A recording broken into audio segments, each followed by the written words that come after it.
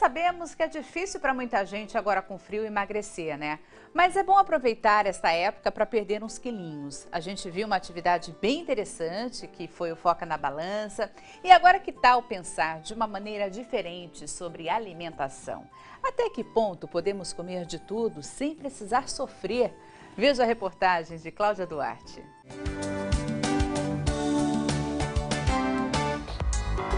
Hoje nós vamos falar sobre emagrecimento, principalmente na terceira idade, que é uma fase que o organismo tem mais dificuldade de eliminar gordura. Até os 40 anos, Maria Regina não precisou lutar com a balança, mas em determinado momento, a vida ficou atribulada demais e ela passou a não ter mais hora certa para as refeições. E aí veio o aumento de peso. Eu fiz várias tentativas de regime, mas eu não consegui. Iniciei um outro caminho. Não era uma dieta drástica, mas sim uma reeducação alimentar. E eu estou me dando muito bem.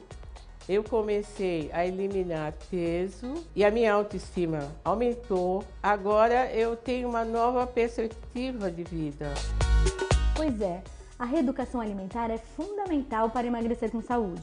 E os novos hábitos também ajudam a manter o peso depois. Mas, de modo geral, ainda estamos longe de conseguir controlar a obesidade, que vem aumentando a cada ano. Essa é uma questão mundial. A gente percebe que a estatística de obesidade ela vem aumentando ano a ano. No Brasil, os dados do Vigitel, que é do Ministério da Saúde, de 2012 para 2013 já mostrou aumento cerca de 1% ao ano. Isso se deve a uma série de fatores, o próprio estilo alimentar, os alimentos ricos em carboidratos, o próprio sedentarismo, tanto crianças, jovens, adultos estão mais sedentários. Hoje a gente sabe que um dos fatores de obesidade é a alimentação emocional. As pessoas comerem para aplacar a ansiedade, aplacar o estresse, isso acaba levando a uma alimentação de que tipo de alimentos? Ricos em gorduras, ricos em sal, em açúcar. Isso leva à obesidade ao longo do tempo. Para você ter uma ideia, Cláudio, tem um modelo anatômico de gordura que ele tem 2,5 kg. Eu costumo mostrar nas palestras, no coaching de emagrecimento, e as pessoas ficam impressionadas. Com a quantidade de gordura? Com a quantidade. Você tem 2,5 kg, você fala, mas não é muito. Quando a pessoa vê a quantidade de gordura naquele modelo, ela fica motivada, porque fala, olha, se você emagrecer 1 kg, que é praticamente metade disso, olha como já é bastante. E as pessoas da terceira idade também estão comendo mal? As pessoas da terceira idade normalmente têm a tendência a comer mal, por uma série de fatores. Elas têm uma mudança de percepção do paladar, elas sentem menos os sabores, então preferem esses tipos de alimentos que têm um sabor mais palatável, mais rico em gorduras, em temperos e tudo mais. Tem a questão, às vezes, delas morarem sozinhas, não quererem cozinhar. Fica sem estímulo, né, para cozinhar. Exatamente, a própria questão de socialização. E o que é ideal quando ela quer emagrecer, além de procurar a ajuda de um especialista? A gente deve fazer, talvez, um mix de atividade com o idoso. A caminhada, às vezes dança, né, que é algo que socializa, que tem o ritmo também, que ajuda no equilíbrio, o pilates ou a musculação, enfim. Não dá para você fazer, vou fazer uma dieta, vou resolver o problema. Porque existem tantas dietas, se dieta resolvesse, alguma delas já teria solucionado isso definitivamente. Porque hoje em dia tem essas dietas tão restritivas que acabam, além do efeito rebote, do efeito sanfona, acabam prejudicando a saúde mesmo, né, doutor? Com certeza. Assim, eu falei na questão da alimentação emocional e outro fator que gera obesidade são as dietas. Quando eu falo isso, né, para os pacientes, em palestras, as pessoas falam, mas como dieta causa obesidade? Eu falo, você tem que pensar sempre a médio e longo prazo. Não adianta pensar só agora. Numa dieta de restrição, a pessoa já entra desmotivada, irritada, então ela vai passar fome, e o organismo não aguenta passar fome por muito tempo. A hora que a pessoa não aguenta mais, ela volta num rebote. Então, aquilo que ela não comeu, ela vai comer. Absorvendo muito mais, né? Volta a engordar com aquela perda de massa muscular. Ela engorda numa qualidade pior, ela ganha mais gordura, ela fica mais sedentária, com menos vitalidade. Isso vai se perpetuando, isso que gera o efeito sanfona. É importante também falar que a obesidade gera outras doenças, diabetes, colesterol. Então é importante que o médico supervisione tanto a dieta quanto o excesso de peso. Exatamente. A obesidade, eu digo que ela é uma porta aberta para todas as doenças crônicas que a gente tem na atualidade. Doenças cardiovasculares, que são as que mais matam, doenças metabólicas como diabetes, alguns tipos de câncer, doenças pulmonares, osteoarticulares, psicológicas e psiquiátricas. Então, se a obesidade está no cerne, no centro disso tudo, ela é algo que tem que ser cuidado com muita atenção. Muito obrigada pela entrevista. Eu que agradeço. E até a próxima.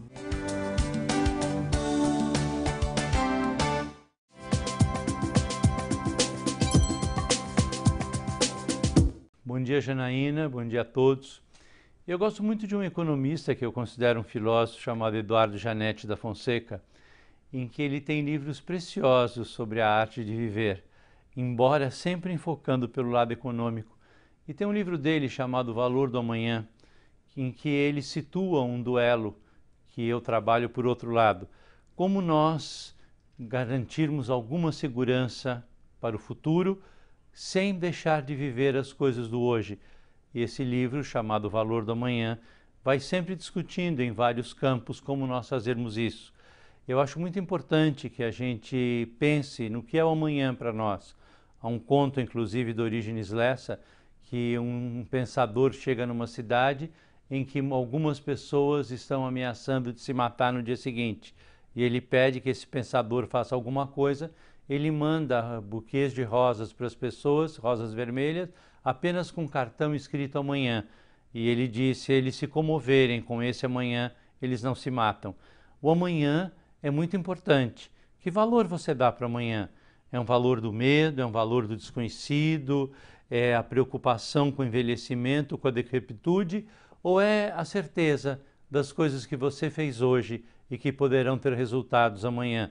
Ninguém garante que ele chegue, mas eu tenho que pensar nele. As pessoas gostam muito, eu também gosto, de uma palavra chamada esperança. Agora, você só pode ter realmente esperança, fora de um sentido lírico e pueril, fora da poesia, a força da esperança, se você souber o que você pode fazer hoje por você. Eu hoje luto muito para que esse amanhã me abra caminho, me abra uma grande aurora, ao invés de ser algo negativo, duro, pesado, que esse desconhecido seja luz e não seja sombra para mim. Por exemplo, eu estou tentando fazer tudo para ser um velhinho agradável, simpático, já sou um pouco velhinho, mas para se eu ficar mais tempo aqui, para que eu seja uma pessoa agradável, que as pessoas queiram estar comigo, queiram conversar, me visitem por prazer e não por obrigação. Agora, quem garante que eu vou viver isso? Nada, mas a mim cabe trabalhar o hoje pensando na possibilidade de um amanhã mais luminoso, mais amplo, mais claro. Para mim, esse é o valor do amanhã. Eu queria deixar aqui hoje com vocês essa questão. Que valor você dá para o amanhã? Aquele de você mesmo trabalhar o hoje e buscar coisas muito boas quando um futuro chegar, ou o medo, a dúvida, a sombra? Que seja a luz, esse amanhã seu e nosso. Até a próxima.